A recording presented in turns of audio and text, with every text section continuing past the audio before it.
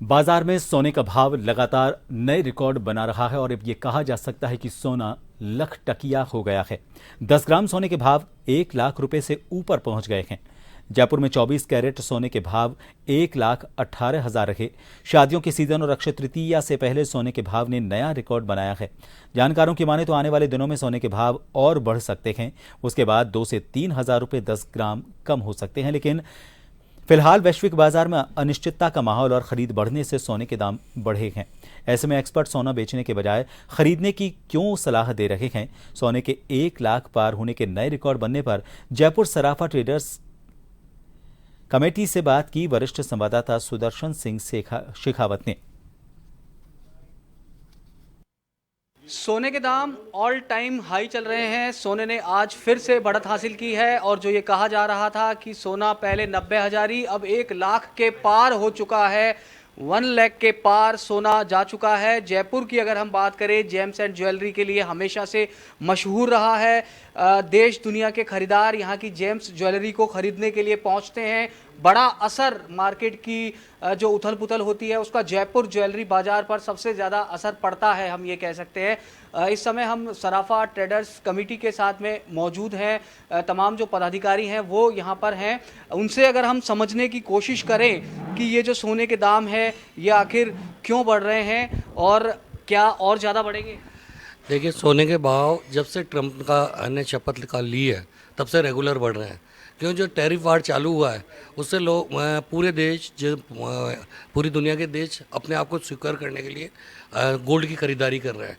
Gold के भाव भविष्य में भी बढ़ेंगे। गोल्ड अभी काफ़ी तेज होने की उम्मीद है।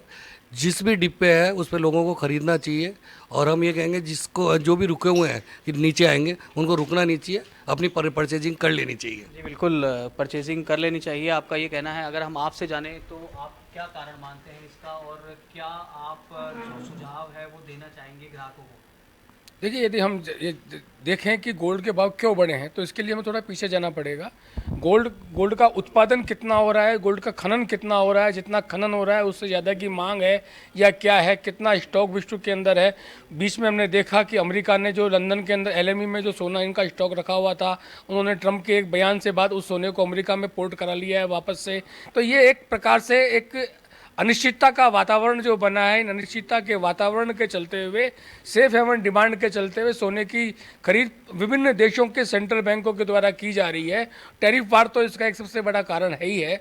तो इसके अभी अनिश्चितताओं का जब तक दौर रहेगा, जब तक ये टैरिफ वार का समाधान नहीं निकल सकता है, सोना अपनी तेजी को बरकरार रखने की उम्मीद रखता है। मैंने पहले भी कुछ दिनों पहले भी कहा था कि गोल्ड में कहीं भी मद्दी नहीं है, गोल्ड वापस तेजी पे आ जाएगा।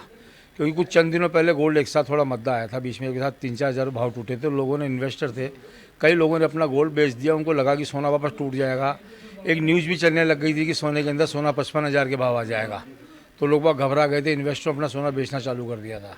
लेकिन उसके बाद बाकी सोने में वापस तेज़ी आ गई। आज सोना लाख रुपये से ऊपर सोना हो चुका है।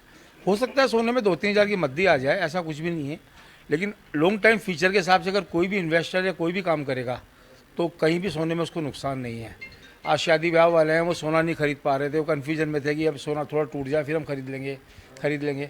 आज वो 80,000 से कई लोगों ने सोना खरीदना कुछ चालू किया। कुछ लोगों ने आज भी शादी के लिए सोना नहीं खरीदा। अब वो 1 लाख रुपए में सोना खरीद रहे हैं। मजबूरी, उनके पास समय नहीं है अब शादी के लिए। तो अभी भी वो इंतजार करेंगे तो सोना और उससे महंगा खरीदना पड़ेगा। अगर सही वक्त पे वो ले लेंगे तो सही दाम मिल रहे हैं सोने के, ले लेना चाहिए। केला जी, एक सवाल मैं आपसे जानना चाहूँगा। आपने कहा था 90,000 ही और आपने कहा था कि 1 लाख पार जाएगा, अब आपका क्या आकलन है? देखिए, हमने उस समय भी कहा था लाख रुपए के आसपास सोना आ जाएगा। वो सोना लाख रुपए के आसपास आ चुका। अब मुझे लगता है कि सोने में 2-3 हज़ार रुपये की तेज़ी और आ सकती है। उसके बाद थोड़ा सोना थमना चाहिए। लेकिन अभी कुछ भी कहना अनिश्चितता की स्थिति में है कि फाइनल डिसीजन क्या होगा।